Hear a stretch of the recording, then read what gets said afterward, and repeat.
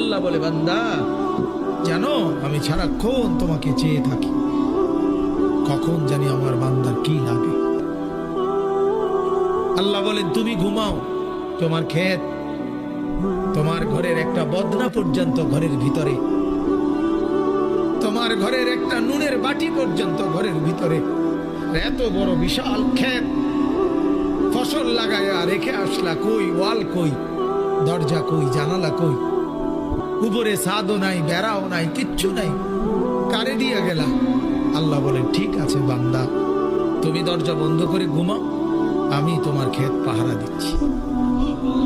আমি সময় মতো কুয়াশা ফেলবো, সময় মতো বৃষ্টি দেব, সময় মতো জমিনকে চালনির মতো ছিদ্র করব। একদিন দেখবা তুমি সকালবেলা গিয়ে তোমার ছোট্ট দানা থেকে আমি আল্লাহ নতুন গাছ বের করে দেব।